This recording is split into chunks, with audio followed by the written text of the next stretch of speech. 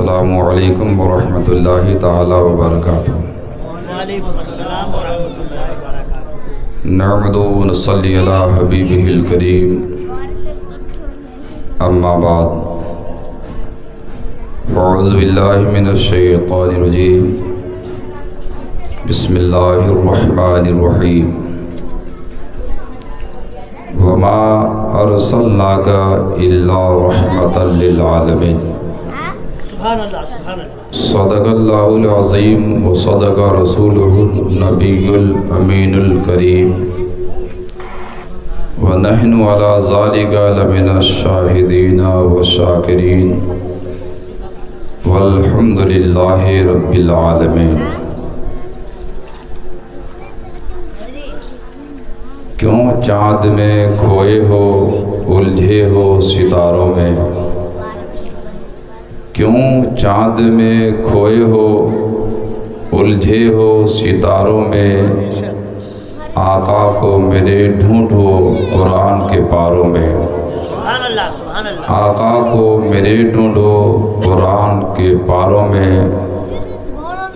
جبریل کی آنکھوں نے دنیا میں بہت ڈھونڈا، جبریل کی آنکھوں نے دنیا میں بہت ڈھونڈا، تم سا نہ ہنسی پایا لاکھوں میں ہزاروں میں، تم سا نہ ہنسی پایا لاکھوں میں ہزاروں میں۔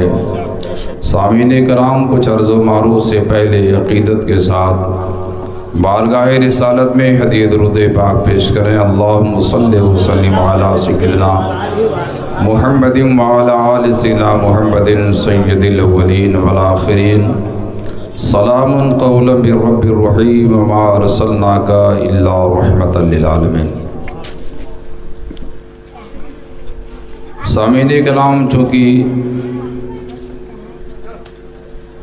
عالی جناب خطیب و امام غلام یزدانی صاحب قبلہ نے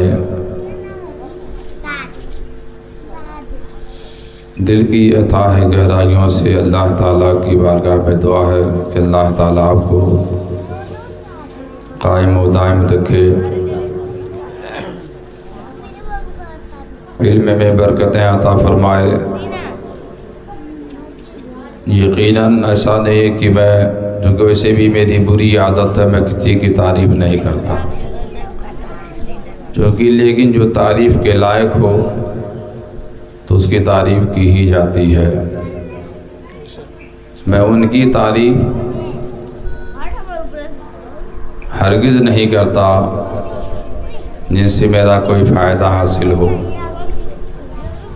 جن سے میرا کوئی مفاد ہو، کہ ہم اس لیے اس کی تعریف کر رہے ہیں کہ میرا کام بن جائے۔ غلط کو غلط کہا ہی جائے گا اور صحیح کو صحیح کہا جائے گا، کیونکہ شروع سے میری ایک عادت خاص رہی ہے کہ میں کسی انسان کو دیکھ کر اس کی تعریف نہیں کرتا، اس کے کردار، اس کی سیرت، اس کے علم، اس کی تعریف کے لائق ہے۔ دنیا میں سب سے عظیم چیز اگر کوئی چیز ہے تو اس کا نام ہے اخلاق، کیونکہ قرآن عظیم نے ہمارے نبی صلی اللہ علیہ وسلم کے بابت فرمایا بھی ہے، اِنَّكَ لَعَلَىٰ خُلْقٍ عَظِيمٍ۔ ہم نے اپنے پیغمبر کو خلق عظیم پہ فائز کیا۔ اخلاق دنیا کی سب سے بہترین چیز ہے، اگر وہ کسی کے پاس نہیں تو وہ کنگال ہے، وہ فقیر ہے، انسان کچھ کسی کام کا نہیں ہے۔ انسان کا اخلاق اچھا ہونا چاہیے۔ بہرحال میں اپنی بات کی ابتدا کروں۔ دیکھیے، آپ کے خطیب و امام نے یہ اب تک جتنی بھی تقریریں جہاں بھی آپ نے سنی ہیں، الحمدللہ نبی کی آمد کے تعلق سے گفتگو ہوئی ہے، نبی کی عظمتیں بیان کی گئی ہیں، لیکن اللہ تعالیٰ نے نبی کو بھیجا کیوں؟ ایسا نہیں ہے کہ صرف اللہ تعالیٰ نے نبی کو رحمت للعالمین بنا کر دنیا میں بھیجا تو صرف ہم یہی کہتے رہیں کہ اللہ کے نبی صلی اللہ علیہ وسلم پوری کائنات کے لیے رحمت بن کر آئے۔ ایک دم ازبر ہے وہ تو آنا ہی آنا تھا، اور اللہ کے نبی صلی اللہ علیہ وسلم رحمۃ للعالمین ہے ہی۔ آپ کے خطیب و امام نے بیچ میں ایک جملہ کہا کہ انسان کا کردار اس کی پہچان ہے، اس کے مہذب کی پہچان ہے۔ اگر اس انسان کے اندر اس کا کردار بہتر نہ ہو تو آج پوری دنیا میں ہمیں اور آپ کو جو رسوائیاں مل رہی ہیں وہ ہمارے کردار کی وجہ سے ہیں۔ نہ ہی ہم سچ بولنا جانتے ہیں، نہ ہی ہم رزق حلال کھانا جانتے ہیں۔ رزق حرام جدھر سے آئے، جہاں سے آئے، جیسے بھی آئے، بس کھاتے چلے جاؤ۔ اور ایک بات بتا دوں آپ کو کہ اگر جیسے راویوں نے لکھا ہے کہ ایک مسجد کے دروازے پر جمعہ کے دن ایک 4 سال کا بچہ، غور سے سنیے گا میری بات، 4 سال کا بچہ، جیسے بھی بچے بیٹھے ہیں نا، یہ بچے بہت بدمعاشی کرتے ہیں چونکہ ہم نے سلیقہ نہیں دیا۔ ایک 4 سال 5 سال کا بچہ جمعہ کے دن مسجد کے دروازے پہ جاتا اور نمازیوں کے چپل کو کچھ دائیں کچھ بائیں رکھ دیتا۔ سارے نمازی جب نماز پڑھنے لگتے تو بچے کی فطرت تھی، کچھ لوگوں کے جوتے داہنے طرف، کچھ لوگوں کے جوتے بائیں طرف ڈال دیتا۔ جب نمازی نکلتے تو اپنے جوتے کو تلاش کرتے کہ میرا جوتا کدھر ہے، تو جس نے دائیں رکھا تو پتہ چلا بائیں ہے، بائیں رکھا تو پتہ چلا کہ وہ داہنے ہے۔ لوگ اس بچے سے پوچھتے، کچھ نہیں بولتا۔ کئی دن گزر گئے، اس کی حالت یہی رہی، لیکن ایک دن اس نے کہا کہ لوگوں مجھے تنگ نہ کرو، جن کے جوتے میں مسجد کے دروازے کے دائیں رکھتا ہوں وہ جنتی انسان ہوتا ہے۔ کون ہوتا ہے؟ جنتی لوگوں کے جوتے میں داہنے طرف رکھ دیتا ہوں، اور جو جہنمی ہیں ان کے جوتے میں دروازے کے بائیں رکھ دیتا ہوں۔ اب سوچئے آپ، اس کی عمر اللہ تعالیٰ نے اس کی نگاہوں کے سامنے سے حجاب ہٹا دیا تھا۔ بہت ہی اعلیٰ درجے کا بچہ ہوگا، اس کے ماں باپ نے اس کی اچھی پرورش کیا ہوگا کہ اتنی عمر میں جوتے کو دیکھ کر کے وہ بتا دیتا تھا کہ کون جنتی ہے کون جہنمی ہے۔ جیسے ہم لوگ ہیں نا یہاں بہت سارے۔ ایک عالم دین نے جب دیکھا کہ یہ بچہ کچھ زیادہ ہی حالات بیان کر دے گا تو انہوں نے مشورے سے، لوگوں کے مشورے کے ساتھ ایک کام کیا، ایک رئیس انسان کے وہاں اس کی دعوت کرا دیا۔ ہم لوگ بھی، رئیس ہوتا کون ہے معلوم ہے نا آپ کو؟ ایک رئیس انسان جو اس شہر کا رہنے والا تھا، اس کے وہاں اس کی دعوت ہو گئی، اور اس بچے کو بھی لوگ دعوت میں لے گئے۔ دعوت اس نے کھا لیا۔ دوسرے دن سے وہ مسجد کے دروازے پہ آتا، جس کے چپل جہاں تھے وہیں چھوڑ دیتا، نہ کسی کا دائیں کرتا نہ کسی کا بائیں کرتا۔ تو لوگوں نے اس عالم دین سے کہا، آخر اس کی وہ خوبیاں کہاں چلی گئی، اس کے نگاہ کی وہ بصیرت کہاں چلی گئی کہ جو یہ چپل دیکھ کر جنتی اور دوزخی کا فیصلہ کرتا تھا۔ عالم دین نے کہا اس کے آنکھ سے خالق نے وہ بصیرت چھین لیا، لیکن جس کے وہاں اس کی دعوت دی گئی تھی وہ حرام کا پیسہ کھاتا تھا۔ سمجھ لی میری بات کو؟ سمجھیے گا، بولتے رہے، چونکہ حضرت بہت، چونکہ وہ جوان آدمی ہے تو اپنے انداز بول رہے تھے، میں دھیرے دھیرے بول رہا ہوں۔ تو ایک دن اس بچے نے حرام کا رزق کھایا تو آنکھوں کی بصارت تو باقی رہی لیکن بصیرت ختم ہو گئی۔ اب جو انسان روزانہ ہی کھاتا ہو، صبح بھی کھاتا ہو شام کو بھی کھاتا ہو، شراب کی بھٹیاں چلاتا ہو، بیاج کا کھاتا ہو، سود کھاتا ہو، آپ جانتے ہیں نا اللہ کے نبی صلی اللہ علیہ وسلم نے فرمایا ہے کہ جو بیاج کا ایک سکہ کھاتا ہے اس کی جو سب سے چھوٹی سزا ہے کہ اپنی ماں کے ساتھ وہ 27 بار زنا کرے. سمجھ لے میری بات کو. یہ سب سے چھوٹا گناہ ہے اس کا، کہ جیسے کوئی ایک انسان اپنی سگی ماں کے ساتھ 27 بار زنا کرے اور کوئی ایک سکہ سود کا کھا لے، دونوں برابر ہے. کچھ تو انسانوں کے اندر انسانیت آنی چاہیے نا. ہمارے اندر حیا بھی نہیں ہے، خوف خدا بھی نہیں ہے. کچھ چیزیں تو ہونی چاہیے ہمارے اندر جو ہمارے وجود کو باقی رکھے. اس لیے میرے دوستو یاد رکھیں، ہم اور آپ ان ساری چیزوں پر ہمیں اور آپ کو دھیان دینا ہوگا. میں چونکہ ابتدا کر رہا تھا درود پاک سے، روایتوں میں لکھا ہے کہ حضرت رابعہ ایک عورت کا نام ہے. چونکہ بہت ساری عورتیں ہیں، میرے پاس بھی بہت ساری عورتیں جاتی ہیں بیچاری، اسی کی وجہ سے تو میں بدنام زمانہ ہو گیا ہے نہیں. بہت ساری عورتیں اپنے دکھ درد کو لے کر جاتی ہیں، بدنام زمانہ ہوگا. اور الحمدللہ ان کے جانے سے بہت ساری چیزوں کا مجھے علم بھی حاصل ہوا. کبھی کبھی ان کا دکھ درد سننے کے بعد سینہ پھٹنے لگتا ہے. اور دنیا کا کوئی ایسا آدمی نہیں ہے جسے زندگی میں کوئی نہ کوئی پریشانی نہ آتی ہو. پریشانیاں سب کو آتی ہیں. کیونکہ میرے دوستو رابعہ بصری ایک عورت ہیں، ان کی عظمتیں بہت اعلیٰ ہیں. کیونکہ ہمارے اور آپ کے گھر کی بھی عورتیں ہیں، ہمارے گھر میں بھی بیٹیاں ہیں، ہمارے گھر میں بھی مائیں ہیں. ان کے درجے بھی آپ نے اپنے خطیب و امام سے سنا بھی، یقیناً وہ عظمت والی. لیکن اگر اسلام کی بات لیں، مذہبی اسلام کی شان کی بات لیں، تو ان نامور عورتوں میں سے ایک ہیں جنہوں نے پوری زندگی شادی نہیں کیا. شادی نہیں کیا ہے آپ نے. حضرت رابعہ بصری نے شادی نہیں کیا.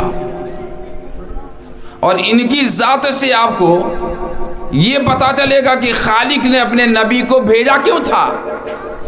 ہم بھی کہتے ہیں کہ وہ رحمت للعالمین ہے، لیکن ہمارے اندر کچھ تو ایسی چیز ہو جس سے پتا چلے گی کہ میرا نبی رحمت للعالمین ہے. صرف زبانی جمع خرچ کرنے سے تو کچھ ہوتا نہیں. پیدرم سلطان بود میرا باپ بادشاہ تھا، ابے تو فقیر ہے. غوث اعظم ہمارے عظیم رہنما اللہ کے ولی گزرے ہیں، تو کیا صرف ان کی کرامتیں بیان کرے گا کہ ان کی سیرت پر عمل بھی کرے گا؟ انہوں نے پوری زندگی میں ایک لقمہ ایک دانہ بھی حرام کا نہیں کھایا. تو صبح بھی کھاتا ہے، شام کو بھی کھاتا ہے. کچھ تو تیرے اندر سمجھ پیدا ہونی چاہیے. حضرت رابعہ بصریہ رضی اللہ تعالیٰ عنہ جب پیدا ہوئی تو یہ اپنے ماں باپ کی چوتھی بیٹی تھی، چوتھے نمبر والی. راوی لکھتا ہے کہ جب رابعہ بصری پیدا ہوئی تو خالق نے بڑی ہی غریب گھر میں آپ کو پیدا کیا تھا. ابھی میں نے چونکہ حضرت بھی گئے تھے اور حضرت بھی گئے تھے، ہم لوگ سوہنی گئے تھے محفل میلاد پاک میں، تو میں نے وہاں بیان کیا علامہ سر محمد اقبال کا ایک واقعہ کہ علامہ اقبال نے جب ہندوستان پاکستان کا بٹوارہ نہیں ہوا تھا، بیرسٹر بن کر کے آ گئے تھے ہندوستان کی سرزمین پر، تو انہوں نے لوگوں سے کہا، اے لوگوں، یہ مدرسے، یہ مکتب، ان کو انہی حال پہ چھوڑ دو. اگر یہ ختم ہو گئے تو کائنات سے اسلام ختم ہو جائے گا. ابھی میں کل سن رہا تھا عالی جناب علامہ قمرالزماں صاحب اعظمی تقریر کر رہے تھے کہ حضرت امام بخاری جن کی لکھی ہوئی حدیث سے ہم پڑھتے ہیں، سب سے عظیم حدیث کی کتاب ہے بخاری شریف. حضرت بخاری جہاں پیدا ہوئے، جہاں بیٹھ کر انہوں نے بخاری شریف لکھی ہے، انہوں نے فرمایا کہ وہاں ایک بھی اس وقت پرجنٹ میں مسلمان نہیں ہے، ایک بھی مسلمان نہیں ہے وہاں جہاں بخاری لکھی گئی ہو۔ پوری دنیا میں بخاری شریف پڑھائی جاتی ہو، نبی صلی اللہ علیہ وسلم کی سب سے عظیم حدیث پاک کتاب ہے، اور وہاں کا حال یہ ہے کہ وہاں کوئی مسلمان نہیں۔ کیوں؟ اس لیے کہ سب سے پہلے ہمارے جیسے بیہودہ لوگوں نے مذہب اسلام کے مدرسوں کو، مکتبوں کو انٹرنیشنل انگریزی بنا دیا، جس کا نتیجہ یہ ہوا کہ اسلام کا بول بالا ختم ہوگا اور پوری کائنات میں کفر کا بول بالا ہو گیا۔ آج ہم لوگوں کے ساتھ بھی وہی ہوا ہے، ہمارے وہاں بھی الحمدللہ اسے چل رہا ہے، انٹرنیشنل مدرسہ چلے گا، سچیتانند کو پیچھے چھوڑے گا، جہاں 30 بچے حافظ قرآن رہے ہوں ان کو ویران کر دیا گیا، انٹرنیشنل بنایا جا رہا ہے۔ ہمیں اسے انٹرنیشنل بنانے میں کہیں اپنے وجود کو نہ تم کھو بیٹھو، تمہارا وجود ہی ختم ہو جائے، اپنے آپ کو یہ کہنا بھی بھول جاؤ کہ تم مسلمان ہو۔ صحیح ہے، ایک دم صحیح ہے۔ کچھ تو حیا کرو بھائی۔ حضرت رابعہ بصری کی دیکھیے آپ، وہ اسلام کی ماننے والی ہیں، شہزادی ہیں، اور ایسے گھر میں پیدا ہوئی جہاں راوی لکھتا ہے کہ ان کے گھر میں اس دن چراغ جلانے کے لیے مٹی کا تیل بھی نہیں تھا۔ جس گھر میں پیدا ہوئی وہ اتنی غربت تھی کہ مٹی کا تیل بھی نہیں تھا کہ چراغ جلائے جائے، روشنی ہو جائے گھر میں۔ رابعہ بصریہ کی والدہ ماجدہ نے اپنے شوہر نامدار سے کہا کہ کسی کے گھر سے مٹی کا تیل لا لیا جائے، گھر میں روشنی ہو جائے۔ تو آپ فرماتے ہیں مجھے یقین نہیں ہے کہ جس کے گھر سے میں مٹی کا تیل لاؤں گا اس کے گھر میں حرام کا رزق نہ جاتا ہو، کہیں ایسا نہ ہو اس کی روشنی میری بچی پہ پڑ جائے اور اس کی سیرت پہ اس کا اثر پڑ جائے۔ کچھ تو سوچو یار مسلمانوں، کچھ تو حیا کرو بھائی۔ وہ مٹی کا تیل دوسرے کے گھر سے نہیں لائے، ممکن ہے کہ اس مٹی کے تیل خریدنے میں اس نے کوئی حرام پیسہ لگا دیا ہو اور اس کی روشنی میں ہماری بچی رہے، اس کا اثر کہیں ہماری بچی پر نہ پڑ جائے۔ یہ ہے رابعہ بصری۔ اب میرے دوستو سنیں آپ، رابعہ بصری رضی اللہ تعالیٰ کہ والد محترم کہیں لینے نہیں گئے، 3 دن گزر گیا، اندھیرے میں ہے، اللہ اکبر، لیکن خدا دیکھ رہا تھا اور خدا کا نبی بھی دیکھ رہا تھا، خدا بھی دیکھ رہا تھا، خدا کا نبی بھی دیکھ رہا تھا۔ اللہ کے پیغمبر رحمت عالم صلی اللہ علیہ وسلم خواب میں تشریف لائے رابعہ بصری کے والد کے اور کہا کہ یہ کام کرو، فلاں رئیس ہے، اس کا رزق حلال ہے، رئیس ہے اپنے علاقے کا، زمیندار ہے، بڑے آدمی ہے، تم اس کے بعد چلے جاؤ اور جا کر کے کہنا کہ اللہ کے نبی صلی اللہ علیہ وسلم نے مجھے بھیجا ہے اور آپ مجھے کچھ پیسے دے دیجئے، ہمارے گھر کی خوراک ہو جائے، گھر میں روشنی کا انتظام ہو جائے۔ اور آپ نے جب فرما دیا کہ فلاں کے وہاں چلے جاؤ کہ اللہ کے نبی نے کہا ہے، صبح اٹھے، غیرت تو دیکھیے آپ، ہم تو بے غیرت ٹھہرے نا یار، ہم تو کچھ بھی کرنے کے لیے تیار ہیں، لیکن وہ غیرت مند انسان کو دیکھیے، اور جن کے گھر میں جب ایسی بچیاں پیدا ہوں گی، جس کا باپ اتنا غیرت مند ہوگا، جس کی ماں اتنی غیرت مند ہوگی، تو یقیناً ان کے گھر کی بچیاں بھی غیرت مند ہوں گی، بے حیا نہیں ہو سکتی، بے شرم نہیں ہو سکتی۔ کیونکہ الحمدللہ صبح اٹھے تو انہوں نے سوچا کہ اللہ کے نبی نے تو کہہ دیا ہے، لیکن اگر میں ان کے گھر جاتا ہوں اور میں کہوں کہ اللہ کے نبی نے مجھے کہا ہے، تو کہے گا کہ ثبوت تو لاؤ کہ تم نے دیکھا ہے کہ نہیں دیکھا ہے۔ ہو سکتا ہے کہ تم لالچ میں آ گئے ہو اور نبی کا صلی اللہ علیہ وسلم کا تم سہارا لے کر کے مجھ سے کچھ مانگنا چاہتے ہو، اس لیے وہ شرم و حیا کی بنیاد پر نہیں گئے لینے کے لیے۔ دوسرے دن پھر اللہ کے نبی آئے اور اللہ کے نبی نے پھر فرمایا گئے نہیں آپ، پھر جائیے اور اس سے کہیے کہ اللہ کے نبی نے بھیجا ہے۔ پھر انہوں نے کچھ نہیں کہا، صبح اٹھے پھر ان کی غیرت نے انہیں دبا دیا کہ ہرگز نہیں جاؤں گا۔ تیسرے دن اللہ کے نبی تشریف لائے اور اللہ کے نبی نے فرمایا کہ 2 دن میں نے کہا ہے جانے کے لیے، آپ نہیں گئے، آج آپ چلے جائیے۔ انہوں نے خواب ہی میں پوچھا یا رسول اللہ اگر مجھ سے کوئی ثبوت مانگے تو میں کیا کہوں گا؟ اگر کہے کہ حقیقت تو یہ بتاؤ کہ تم نے نبی کو دیکھا ہے یا نبی نے تم سے کہا ہے، اس کے لیے ثبوت کیا ہے؟ تو اللہ کے نبی ارشاد فرماتے ہیں دیکھو اپنے نبی کی عظمت پہچانو میرے بھائی۔ جیسے بہت سارے لوگ کہتے ہیں نا کہ نبی کو کیا معلوم کیا نہیں معلوم، میں سمجھ نہیں پاتا ہوں، ان کا ایمان کہیں کھو گیا ہے، ڈھونڈ لینا چاہیے۔ اللہ کے نبی ارشاد فرماتے ہیں کہ جاؤ ان سے کہنا کہ جمعے کی رات میں آپ 300 بار نبی صلی اللہ علیہ وسلم پر درود پاک پڑھتے ہیں، اور جمعے کی رات گزر گئی اور آپ کسی کام میں لگ گئے تھے اور آپ نے درود پاک پڑھا نہیں ہے، یہ ثبوت ہوگا تمہارے لیے، اور جائیے یہ کہیے کہ آپ نے جمعے کے دن اللہ کے نبی پر درود پاک نہیں پڑھا ہے۔ جب وہ ثبوت مانگے گا تو بتانا۔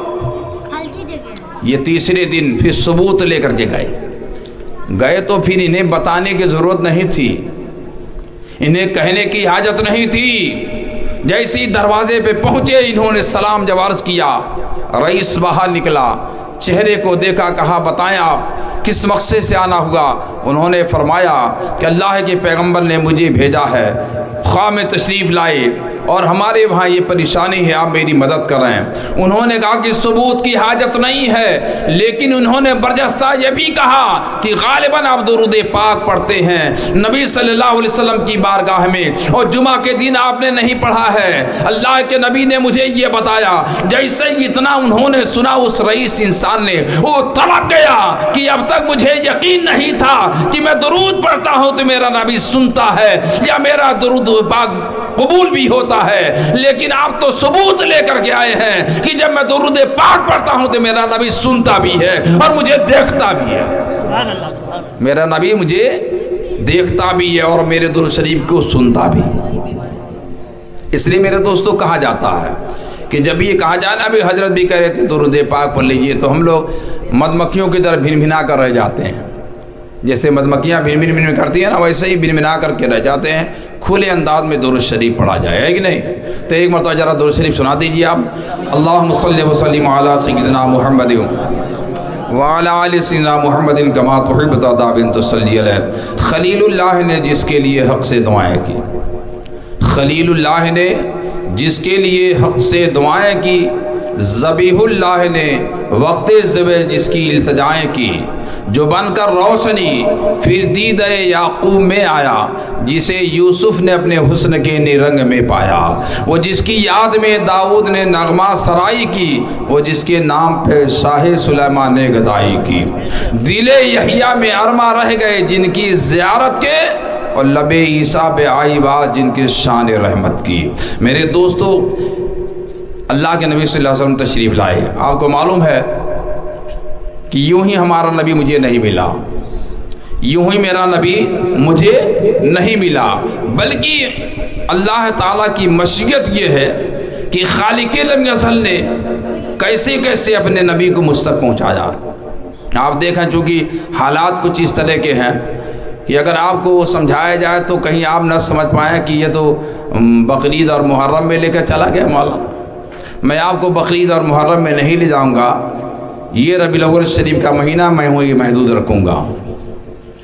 آپ جانتے ہیں ہم لوگوں نے خانہ کعبہ کو دیکھا ہے، بہت سارے لوگوں نے دیکھا الحمدللہ، جو لوگ عمرہ کرنے گئے ہیں، حج کرنے گئے ہیں، ماشاءاللہ وہ دیکھے ہیں، اور اس وقت تو الحمدللہ سارے مسلمانوں نے دیکھا ہے۔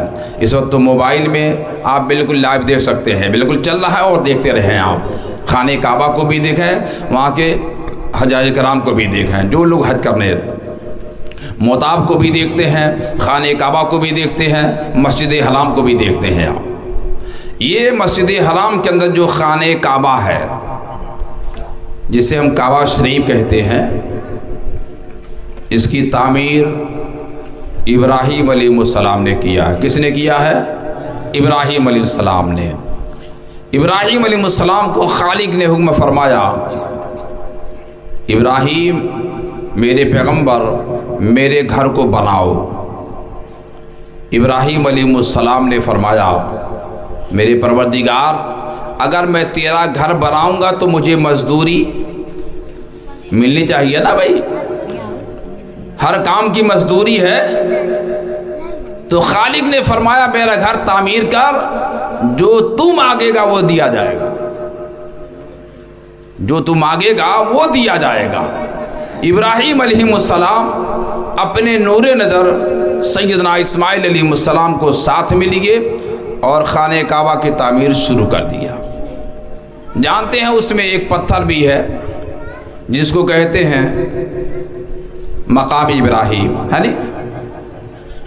قرآن نے بھی فرمایا وَاتَّخِذُوا مِن مَقَامِ إِبْرَاهِيمَ مُصَلَّى، ہے نا؟ خانہ کعبہ میں کنارے ایک گنبد سا بنا ہوا، اسی میں ایک پتھر ہے جس پتھر پر حضرت ابراہیم علیہ السلام کے پیروں کا نشان ہے، پیروں کا نشان ہے، اسی کو کہتے ہیں۔ اور دیکھیے اللہ تعالیٰ کی مشیت کہ اللہ تعالیٰ نے فرمایا کہ جب تم طواف کر لو تو جہاں میرے محبوب کے قدموں کا نشان ہے وہیں تم 2 رکعت نماز پڑھو، ہے نا بھائی؟ جو بھی لوگ جاتے ہیں وہاں پڑھتے ہیں۔ یہ الگ کی بات ہے کہ جگہ نہ ملنے کے سبب کہیں بھی پڑھیں آپ، لیکن حکم ہے کہ جب آپ 7 چکر ماریں تو وہیں آپ نماز پڑھیں۔ آخر وہاں پڑھنے کا حکم کیوں دیا گیا؟ وہ پتھر اتنا قیمتی کیوں ہو گیا؟ خانہ کعبہ تو وہاں سامنے ہی ہے، اور اللہ تعالیٰ نے قرآن عظیم میں فرمایا ہے وَاتَّخِذُوا مِن مَقَامِ إِبْرَاهِيمَ مُصَلَّى، تم وہاں نماز پڑھو 2 رکعت جہاں جس پتھر پر میرے محبوب کے قدموں کا نشان ہے۔ یہ قدموں کا نشان اس پتھر پر ہے کیسے؟ تو راوی لکھتے ہیں کہ ابراہیم علیہ السلام اسی پتھر پر پیر رکھ کر کے اس کی تعمیر کر رہے تھے۔ جیسے یہ گھر بنا ہے نا، آپ کی مسجد بنی ہوگی الحمدللہ، اوپر بھی الحمدللہ مسجد بن رہی ہے، اللہ تعالیٰ خیر فرمائے، جلدی سے کام پورا ہو جائے، اور آپ لوگ محنت کریں گے تو انشاءاللہ ہوگا بھی، اس لیے کہ مسجد بہت ہی عظیم جگہ کا نام ہے، نہیں؟ ہاں، بہت اچھی جگہ کا نام ہے، کیونکہ ہم لوگ نہیں سمجھ پاتے ہیں، اور مجھے لگتا ہے کہ ہریہ ناتھ کے لوگ الحمدللہ بہت بڑھیا سمجھتے ہیں، لیکن وہاں پہنچتے کم ہیں۔ پہنچیے، لیکن مسجد ہے، جس کے بارے میں بتایا گیا ہے نا کہ ایک بادشاہ گزرا ہے، ایک بادشاہ، اور بادشاہ بڑا دولت مند تھا اور اچھا بھی تھا، نیک بھی تھا، چونکہ ایسے لوگ دنیا میں کچھ کم ہی لوگ ہیں، اور کچھ لوگ بناتے بھی ہیں تو نام و نمود کے لیے بناتے ہیں تاکہ دنیا کہے کہ ہاں یہ فلانے صاحب نے ٹائلس لگوایا ہے، اور الحمدللہ کچھ تو جان بوجھ کر غلطیاں کہیں کی جاتی ہیں۔ تو ایک رئیس انسان نے جو اپنے علاقے میں ایک مسجد تعمیر کرنا چاہتا تھا، دھیان سے میری بات سن لیجئے، اللہ تعالیٰ کیسا کریم ہے، اور کریم خدا نے کریم رسول دنیا میں بھیجا، میرا نبی بھی کریم ہے، میرا خدا بھی کریم ہے۔ کریم خدا کے گھر کو بنانے کے لیے ایک مومن نے ارادہ مصمم کر لیا، لیکن اپنے پورے گاؤں والوں کو اکٹھا کیا اور کہا کہ محنت آپ لوگ کریں گے لیکن پیسہ آپ لوگ نہیں لگائیں گے، پیسہ پورا کا پورا میں لگاؤں گا، کوئی ایک چونی بھی نہیں لگائے گا، اور جو مزدوری کرے گا اسے مزدوری بھی دی جائے گی، میں مزدوری دوں گا، گویا آپ کا کچھ بھی نہیں لگنا ہے، صرف یہ دیکھنا ہے مسجد بن رہی ہے، آپ کو کام کرنا ہے۔ میرے دوستو آپ دیکھیں مسجد کیسی عظیم چیز ہے، مسجد مکمل بن کر کے کمپلیٹ ہو گئی، پھر وہ مسجد بنانے والا ایک روز سو گیا، جب سویا تو دیکھا کہ جنت میں اس کے نام کا ایک محل بنا ہوا ہے۔ یہ سب قصے نہیں ہیں، یہ نہ سوچنا کہ مولوی جو بیان کرتا ہے قصہ کہانی بیان کرتا ہے، یہ 100 کی 100% باتیں صحیح ہیں، جو میرے نبی نے فرمایا ہے وہ پتھر کی لکیر ہے، خدا فرماتا ہے اس کے گھر کی تعمیر کرو، اللہ تعالیٰ تمہارے لیے جنت میں تمہارا گھر بنائے گا۔ ایسا دوڑو ہے کہ ویسی بات کہی جا رہی ہے، وہ جیسی سویا رات میں تو سپنا دیکھا، خواب دیکھا کہ میں جنت میں ہوں، اور جنت میں وہ ٹہلتے ہوئے جا رہا ہے تو دیکھا کہ ایک عالیشان جنت ہے اور اس جنت پر اس کا نام ہے لکھا ہوا ہے، بدل کس نے دنیا میں مسجد بنوائی، اس کا بدل اسے جنت میں یہ مکان، لیکن اس کے نام کے ساتھ ایک اور نام لکھا ہوا تھا، اس کے نام کے ساتھ ایک نام اور لکھا ہوا تھا۔ بڑا پریشان ہوا کہ یہ میرے نام کے ساتھ ایک اور کا نام کیسے، جبکہ پوری مسجد تو میں نے بنوائی ہے، مزدوری میں نے دیا ہے، اینٹ میں نے لگائے، سیمنٹ میں نے دیا، گٹی بالو جو بھی لگا سو میں نے خرچ کیا ہے، یہ دوسرے کا نام کہاں سے آ گیا؟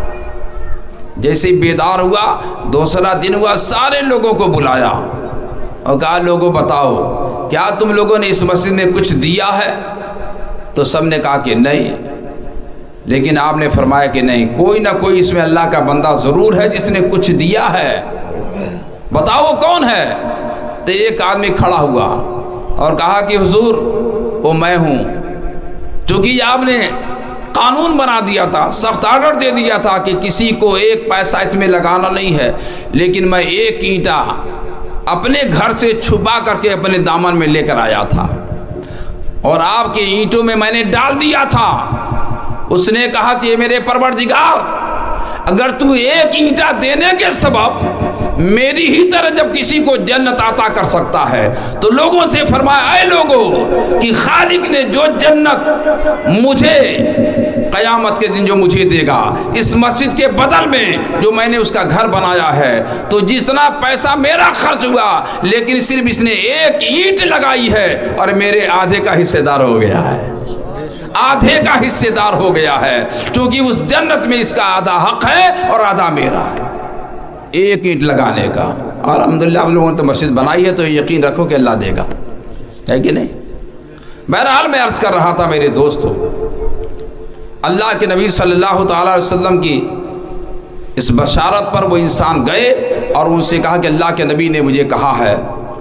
انہوں نے کہا کہ اب اللہ کے نبی صلی اللہ تعالی علیہ وسلم نے کہا ہے مجھے یقین کامل ہو گیا، چونکہ میں شریعت کے فرمان کے مطابق پڑھ رہا تھا کہ اللہ کے نبی صلی اللہ علیہ وسلم جب درود پاک پڑھا جاتا ہے تو سنتے بھی ہیں اور پڑھنے والے کو دیکھتے بھی ہیں، لیکن آج مجھے یقین کامل ہو گیا کہ اللہ کے نبی صلی اللہ علیہ وسلم درود پاک کو سنتے بھی ہیں اور ہمیں دیکھتے بھی ہیں۔ انہوں نے رابعہ بصری کے والد محترم سے کہا اب جتنی چیزیں ہیں سب لے جاؤ آپ، حاجت ہے۔ تو میرے دوستو یاد رکھیں، میں عرض کر رہا تھا کہ حضرت ابراہیم خلیل اللہ نے اللہ تعالیٰ کا گھر اللہ نے بنانے کے لیے کہہ دیا، اپنا والا ہے چلے کوئی بات نہیں، من کے لیے تو جائز سب کچھ جائے کہ نہیں حضرت؟ جب ہم لوگ عالم میں سب جائز چل رہا ہے تو انہوں میں کیا پوچھنا ہے کہ نہیں، ان کی کیا بات ہے۔ تو میرے دوستو حضرت ابراہیم علیہ السلام کو اللہ نے جب فرمایا کہ میرا گھر بناؤ تو حضرت ابراہیم علیہ السلام اپنے بیٹے کو لے کر گھر بنانے میں لگ گئے اور اسی پتھر پر پیر رکھ کر کے وہ بنانے لگے۔ تو ہم لوگ جو پائٹ بناتے ہیں نا، میں اسی بات میں لے کر کے بہت دور نکل گیا، پائٹ بناتے ہیں لیکن ابراہیم علیہ السلام کو پائٹ مارنے کی ضرورت نہیں پڑی۔ جانتے ہیں وہ کتابوں میں جو لکھا گیا، میں تو ناپا نہیں ہوں، لیکن خانہ کعبہ جو ہم لوگ دیکھتے ہیں نا وہ 70 فٹ اونچا ہے، جی 70 فٹ اونچا ہے جو خانہ کعبہ ہم کو دکھتا ہے۔ جب قریب جائیں گے آپ کو پتہ نہیں، آپ کو بھی نہیں پتہ چلے گا کہ 70 فٹ اونچا ہے، یہاں سے ہم دیکھتے ہیں تو بھی نہیں لگتا کہ 70 فٹ اونچا ہے، لیکن اس کی ناپ تو یہی ہے کہ وہ 70 فٹ کی اونچائی ہے اس کی خانہ کعبہ کی۔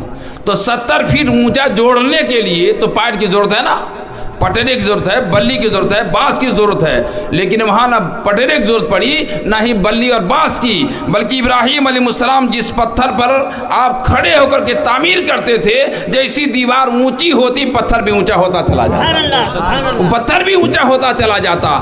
پائٹ کی ضرورت نہیں پڑی، بلی کی ضرورت نہیں پڑی، کسی چیز کی تو نہیں پڑی، بلکہ وہ بناتے گئے اور چلتے گئے۔ اب الحمدللہ خانہ کعبہ بن کر تیار۔ اب میرے دوستو میرے نبی کی باری سنو، اللہ تعالیٰ نے ہم کو ہمارا نبی کیسے دیا ہے۔ ہم لوگ سوچتے ہیں ایسے ہی آ گیا، جی نہیں، بڑی دعاؤں کے بعد آیا ہے۔ خلیل اللہ نے جس کے لیے حق سے دعائیں کی، حضرت ابراہیم خلیل اللہ نے دعا کیا، جب خانہ کعبہ بن کر تیار، خالق نے فرمایا میرے محبوب میرے خلیل بتاؤ اب میں تمہیں مزدوری میں کیا دوں، جو کہو گے وہ دے دیا جائے گا۔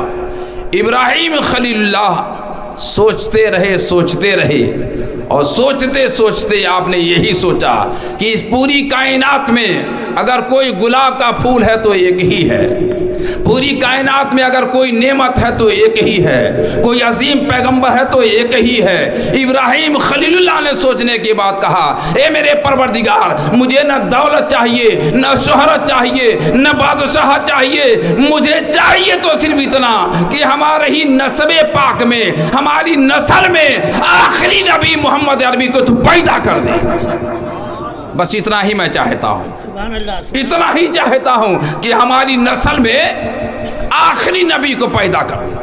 اس کے علاوہ کوئی نام مجھے نہیں چاہیے، کوئی پیسے نہیں چاہیے، کوئی دولت نہیں چاہیے، کوئی بادشاہت نہیں چاہیے۔ خالق ارض و سماوات فرماتا ہے، ابراہیم اب تو تم نے سب کچھ مانگ لیا، اب کیا باقی بچا؟ تم نے تو پوری کائنات کو ہی مانگ لیا، اس لیے کہ جس کے طفیل میں نے پوری کائنات کو پیدا کیا، اب تم نے تو اسی کو مانگ لیا کہ اسی کو میں تیری نسل میں پیدا کروں۔ میرے دوستو یاد رکھیں، اسی لیے کہا گیا ہے، حفیظ جالندھری کہتے ہیں، خلیل اللہ نے جس کے لیے حق سے دعائیں کی اور ذبیح اللہ حضرت اسماعیل علیہ السلام جب ذبح ہو رہے تھے، ان کے گلے پر چھری چل رہی تھی، اس وقت ان کی زبان سے ایک آواز نکل رہی تھی، میرے پروردگار، میرے ہی نسل پاک سے آخری نبی پیدا ہونے والا ہے۔ اس لیے میرے دوستو آج پوری کائنات کہتی ہے، اسماعیل علیہ السلام ذبح کیوں نہیں ہو گئے؟ ابے ذبح ہوتے کیسے؟ انہی کے نسل تو میرا نبی آنا تھا، انہی کے نسل پاک سے تو میرے نبی کو آنا تھا، تو ذبح ہوتے کیسے؟ ذبیح اللہ نے وقت ذبح جس کی التجائیں کی، جو بن کر روشنی فی دید یعقوب میں آیا، حضرت یعقوب علیہ السلام۔ دیکھیے نسلیں کیسی چلی ہیں۔ ابراہیم علیہ السلام کے دو لڑکے، آپ کو بھی معلوم ہوگا، حضرت اسحاق علیہ السلام، حضرت اسماعیل علیہ السلام۔ اسحاق علیہ السلام کے بیٹے کا نام یعقوب علیہ السلام، یعقوب علیہ السلام کے بیٹے کا نام یوسف علیہ السلام، جن کے کئی بیٹے تھے۔ اور اللہ تعالیٰ جب کسی کو نبوت دیتا ہے تو ایسے نہیں دے دیتا، امتحان سے گزارتا ہے۔ ہم لوگ سوچتے ہیں نا کہ بس نبی رحمت والا آ گیا، ارے نبی کی سیرت تو پہلے دیکھو یار، نبی کی اس سیرت کو بھی دیکھو کہ جب اللہ کے نبی صلی اللہ علیہ وسلم پر ظلم و ستم کی بارشیں ہو رہی تھی، وہ بھی تو دیکھو۔ اللہ تعالیٰ نے نبی بنایا، رحمت بنا کر بھیجا، لیکن رحمت للعالمین بنانے کے بدلے میں مصیبتیں کیا ملی ہیں، پریشانیاں کیا ملی ہیں؟ بازار طائف میں کنکر پتھر کی بارش کھانی تھی، لہو لہان ہو جانا تھا، گلے میں رومال ڈال کر کے کھینچنا تھا۔ آپ نے سنا کبھی اللہ کے نبی صلی اللہ تعالی وسلم جب خانہ کعبہ میں نماز پڑھ رہے ہیں تو آپ کے گلے میں جو چادر مبارک ہے، کافروں نے اسے پکڑ کر اس طرح گھسیٹا کہ آپ کی آنکھیں باہر نکل آئیں، سانسیں ٹنگ گئی، بے ہوش ہو گئے۔ جب پتہ یہ چلا کہ اللہ کے نبی صلی اللہ علیہ وسلم کے ساتھ یہ ہو رہا ہے، حضرت فاطمہ زہرا رضی اللہ تعالیٰ اور دیگر صحابہ کرام تشریف لاتے ہیں، پھر اللہ کے نبی کو لے کر جاتے ہیں۔ ایسے نہیں مل گیا ہے، ہیرے ایسے نہیں ملا کرتے، بڑی مشقت کے بعد، محنت کے بعد۔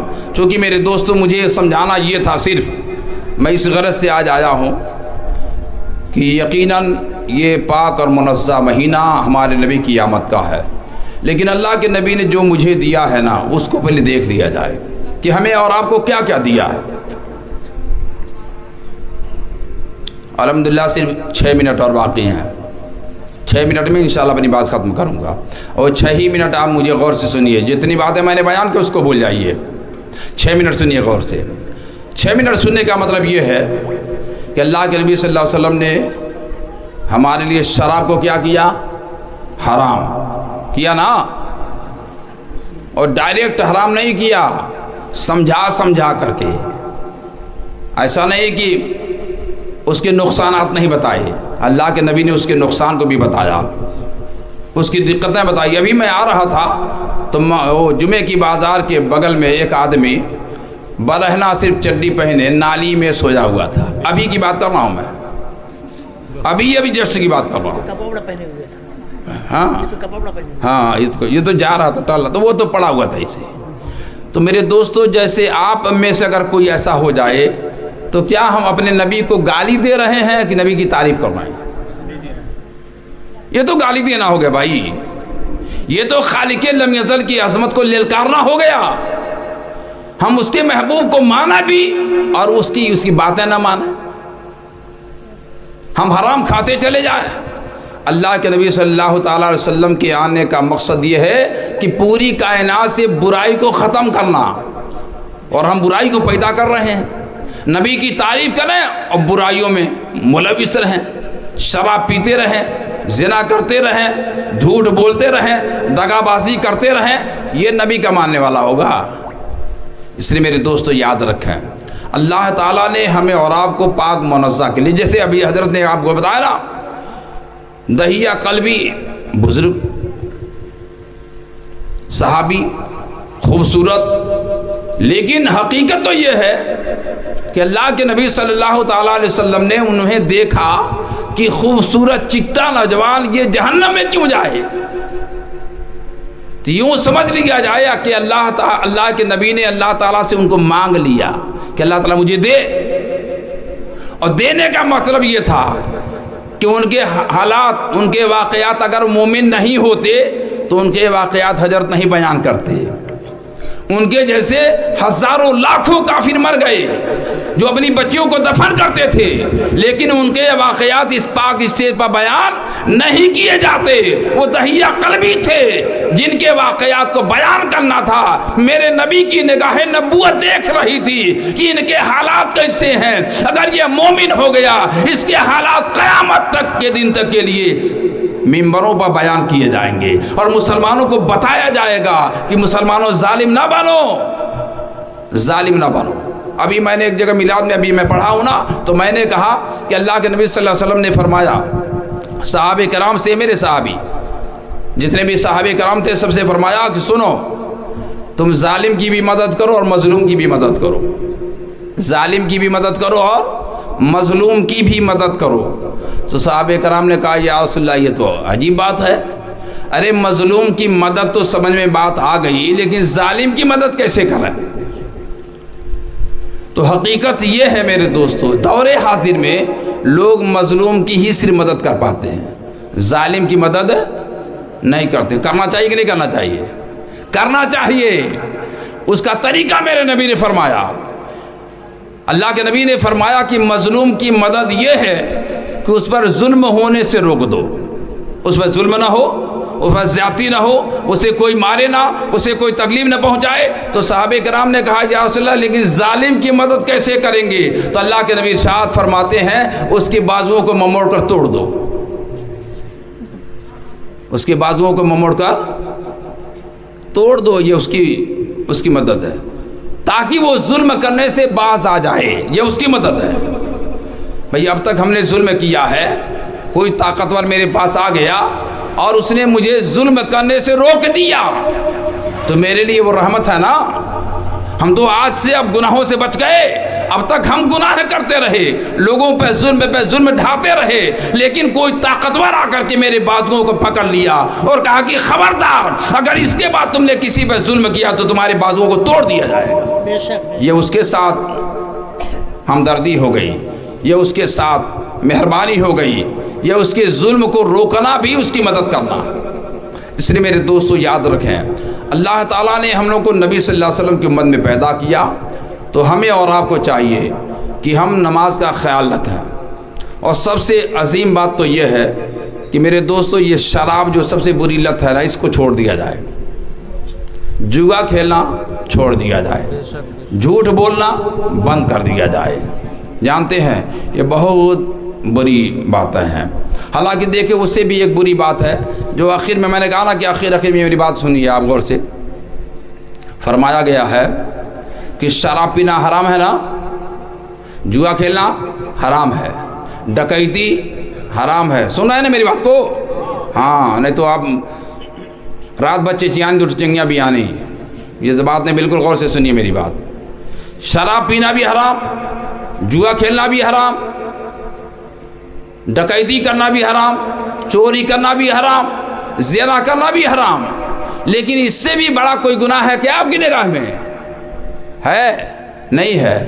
ہے. اس سے بھی بڑا گناہ یہ ہے کہ اپنی ماں کے ساتھ ظلم و زیادتی کرنا، اپنے باپ کے ساتھ ظلم و زیادتی کرنا، ان کے حکموں کو نہ ماننا، یہ سارے گناہوں پر گناہ بھاری ہے۔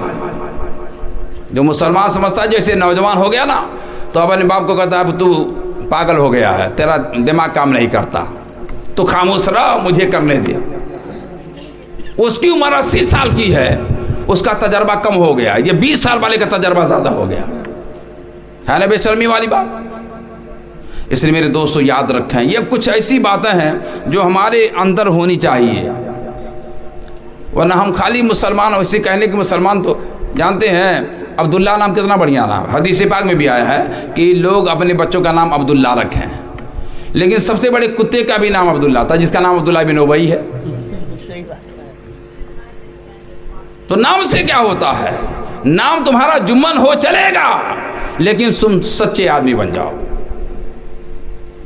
ملا جیون رحمۃ اللہ علیہ، حضرت ملا جیون رحمۃ اللہ علیہ، یہ اورنگزیب عالمگیر کے استاد کا نام ہے، ملا جیون، لیکن آج نہیں، قیامت تک ان کا نام یاد کیا جائے گا، قیامت تک ان کا نام یاد کیا جائے گا، ملا جیون رحمۃ اللہ علیہ کا۔ وہ اورنگزیب عالمگیر کے استاد تھے، اور اب تو دور حاضر میں تو ٹیوشن پڑھانے والے مولوی لوگ خود جاتے ہیں بچوں کے پاس، لیکن اورنگزیب عالمگیر بادشاہ کا لڑکا ہو کر کے ملا جیون کے گھر پڑھنے جایا کرتا تھا ٹیوشن۔ اس زمانے میں اتنا دولت مند کر ہو جائے کوئی تو مولویوں کو کہے گا چل ہٹ،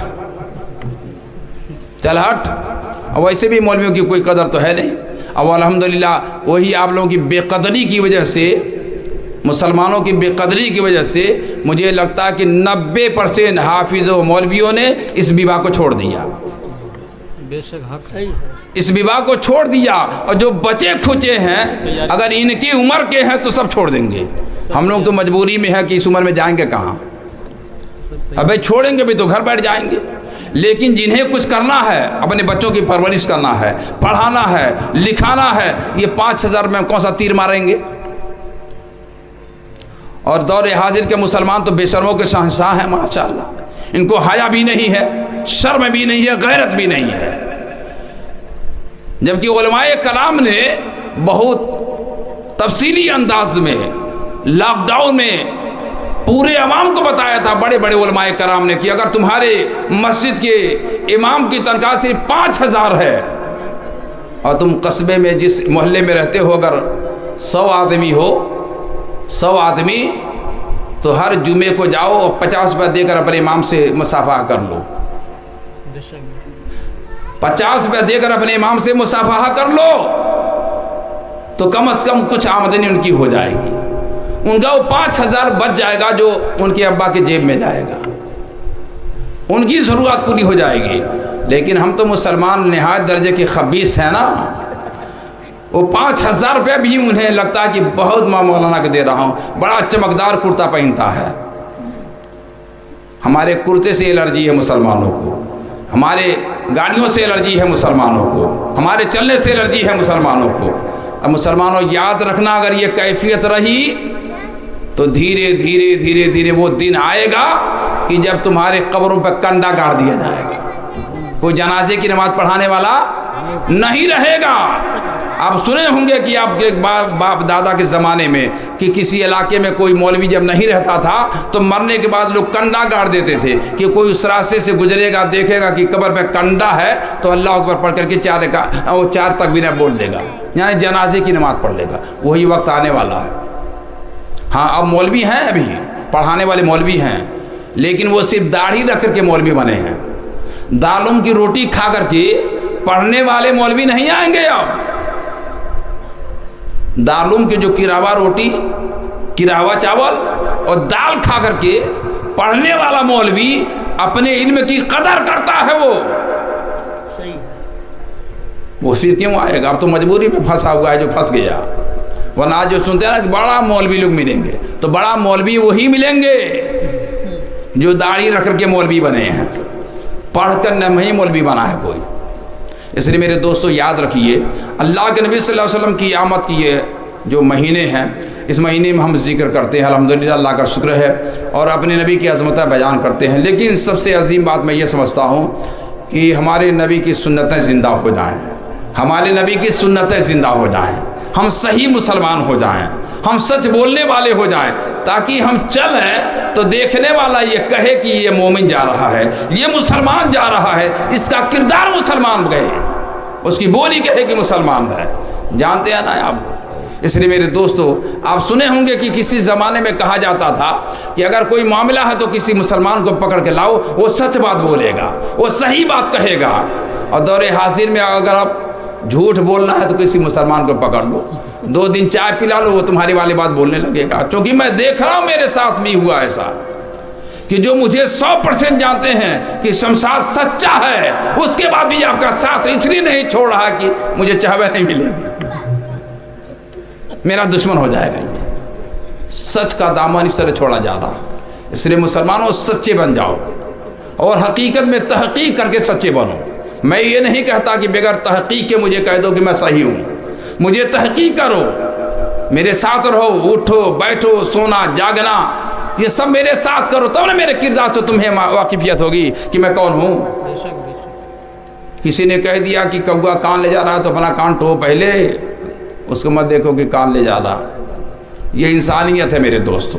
اس لیے میں آپ تمامی حضرات سے التماس کروں گا کہ دیکھیے تعمیر مسجد کا کام شروع، مجھ سے کہا نہیں گیا ہے کہ آپ کہیے گا، لیکن میں آپ سے کہہ رہا ہوں، چونکہ میں کل وہاں عظیم الدین بابو کی دکان کے پاس کھڑا تھا تو کچھ دیواریں میں دور سے دیکھا تو مجھے لگا کہ مسجد تعمیر ہو رہی ہے اوپر، تو مجھے لگا کہ یقیناً ہر مسلمان کو دامے دن میں قدم سخن اس میں حصہ لینا چاہیے۔ آپ اس میں حصہ لیجئے، بھرپور حصہ لیجئے، یہ اللہ کا گھر ہے۔ دوسری بات یہ ہے کہ دیکھیے، جو میں نے آپ کے سامنے یہ کہا نا، تو اس لیے نہیں کہا کہ حضرت ہی کی مدد کر دی جائے، وہ حضرت امام صاحب ہیں، اگر کریں گے نہیں تو کریں گے کس کی مدد؟ ان سے بھی اچھا کوئی اگر آدمی ہے تو اس کی مدد کر دو بھائی۔ آپ مرتے ہو تو جنازہ یہ پڑھیں، فاتحہ یہ کریں، نکاح یہ پڑھائیں، سب کچھ یہ کریں گے، پیسہ تمہارا گدھا کھائے گا۔ اچھے کام کرو بھائی، اچھے لوگوں کی مدد کرو۔ ایک آخر میں ایک بات اور، ہم لوگ امام اعظم ابو حنیفہ کے ماننے والے ہیں، حنفی ہیں، حنفی، چونکہ ہمارے 4 مسلک ہیں نا، چاروں مسلک میں ایک ہم مسلک مانتے ہیں امام اعظم ابو حنیفہ کا مسلک۔ امام اعظم ابو حنیفہ رضی اللہ تعالیٰ خود اپنی کتاب میں لکھتے ہیں کہ ان سے دیگر لوگوں نے پوچھا، حضور آپ کو دیکھا گیا کہ آپ زیادہ سے زیادہ اپنا پیسہ علماء پر خرچ کرتے ہیں، عالموں کو دیتے ہیں، فقیروں کو نہیں دیتے آپ۔ تو آپ نے فرمایا، اے لوگو، میں عالموں کو اس لیے زیادہ دیتا ہوں تاکہ وہ اپنے ضروریات سے جب فارغ البال رہیں گے تو دن جمائی کے ساتھ دن کی خدمت کریں گے۔ جب انہیں خیال رہے گا کہ میرے بچے کا کرتبہ نہیں ہے، میری بیوی بیمار ہے، کہاں سے علاج کراؤں، تو نماز پڑھائے گا کہ بھولے گا وہ؟ جیسے بھی میں نے ایک کتاب میں پڑھا تھا، ابھی دلی کی مسجد کی بات ہے کہ ایک بادشاہ تھے، وہ ان کا حال یہ تھا کہ ہر مسجد میں جاتے تھے فجر کی نماز پڑھنے، آج اس مسجد میں، کل اس مسجد میں، پرسوں اس مسجد میں، ہر مسجد میں جایا کرتے تھے۔ اتفاق سے جس مسجد میں وہ گئے فجر کی نماز پڑھنے، تو امام صاحب نماز میں کئی بار بھولے، آیتیں پڑھنے میں کئی بار بھولے۔ بادشاہ تھا، اس دور کی لوگوں کی طرح ہوتا تو وہیں گالی دے کر امام صاحب کو باہر کر دیتا، کیونکہ اس دور کا مسلمان بے شرم ہے، اس کو حیا بھی نہیں ہے کہ ہم کس کو کیا بول رہے ہیں۔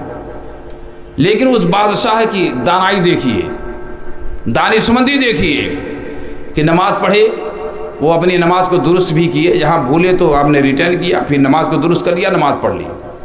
یہ بادشاہ جب گھر آ گیا تو اپنے ایک وزیر کو بلایا اور کہا کہ یہ پیسوں کی تھیلی ہے، فلاں مسجد کے امام کو دے آؤ۔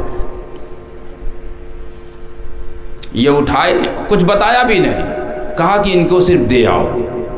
یہ جب وہاں گئے دینے کے لیے تو سلام عرض کیا، کہا امام صاحب یہ بادشاہ سلامت نے آپ کے لیے بھیجا ہے۔